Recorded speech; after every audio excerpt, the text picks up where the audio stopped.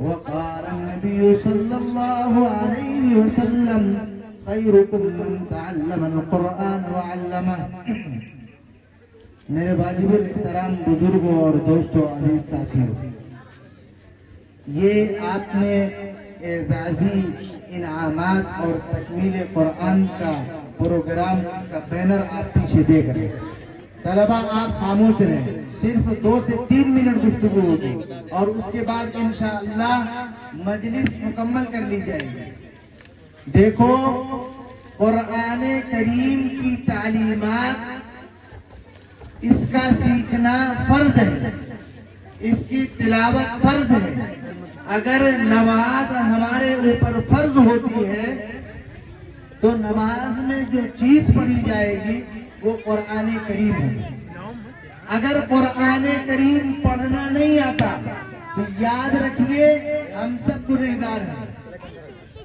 اس لیے اللہ کے نبی جناب رسول اللہ صلی اللہ علیہ وسلم نے فرمایا خیرکم من تعلم القرآن وعلمہ.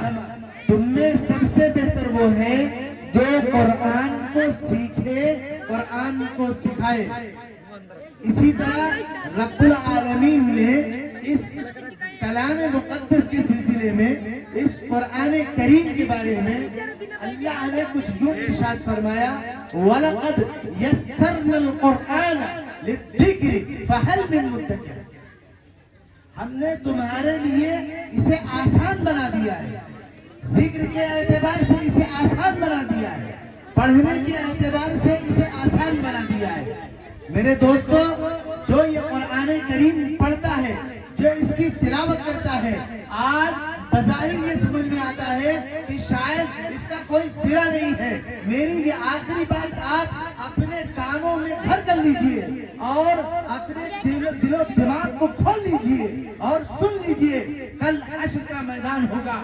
حشر کے میدان میں جب نفسی نفسی کا عالم ہوگا، کوئی کسی کا پرسان حال نہیں ہوگا، کوئی کسی کو پوچھنے والا نہیں ہوگا. سب یا ربی نفسی یا ربی نفسی کر رہے ہوں گے. اس وقت یہ قرآن اپنے پڑھنے والوں کا سفارشی بنے گا. اقرأ القرآن فإنه يأتي يوم القيامة شفيعا لأصحابه. دوستو، جب کوئی کسی کا پرسان حال نہیں ہوگا، اللہ کے حضور یہ قرآن کھڑا ہو جائے گا. یہ قرآن کہے گا اللہ یہ تیرا بندہ جو ہے نا مجھے پڑھتا تھا، مجھ پر عمل کرتا تھا. اللہ کی جانب سے رسول اللہ صلی اللہ علیہ وسلم فرماتے ہیں پکار اٹھے گی اقرأ وارتقی ورتل کما کنت ترتل فی الدنیا فإن منزلتک عند آخر آیت تقرأها. جا میرا بندہ قرآن پڑھ اور پڑھتا جا. ہاں، ذرا ٹہل کے پڑھ یہاں تک کہ جہاں تیری آخری آیت ہوگی وہیں تیرا ٹھکانہ ہوگا. میرے دوستو، جس نے اس قرآن کو اپنا لیا، جس نے اس کو اپنے سینے میں محفوظ کر لیا، جس نے اس کو حفظ قرآن کر لیا، خدا کی قسم اللہ تبارک و تعالی اس کی دنیا بھی سنوار دے گا، اس کی عقبہ بھی سنوار دے گا، اس کی آخرت بھی سنوار دے گا. اس لیے ماؤں اور بہنوں سے درخواست ہے کہ روز آنا، کم و بیش 1 پارہ، اگر نہیں تو کم سے کم آخری بات اپنے اعزاء اقربا کے لیے، اپنے مغفور کے، اپنے جو لوگ دنیا سے جا چکے اعزاء اقربا، ان کے لیے کم از کم سورہ اخلاص کی تلاوت 3 مرتبہ روزانہ آپ اپنے معمول کا حصہ بنا لیجئے، اپنی زندگی کا حصہ بنا لیجئے کہ فجر میں اٹھنا ہے اپنے اعزاء اقربا کے لیے، اپنے جانے والے کے لیے.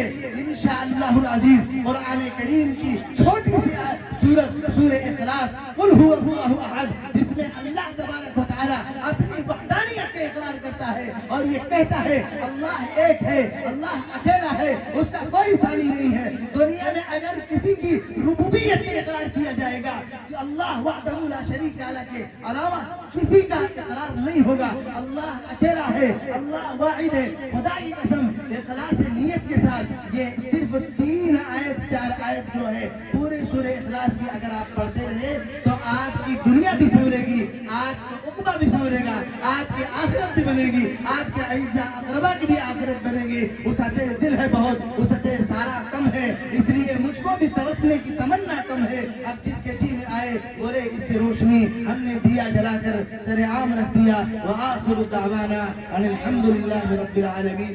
یہ شاید دو انعام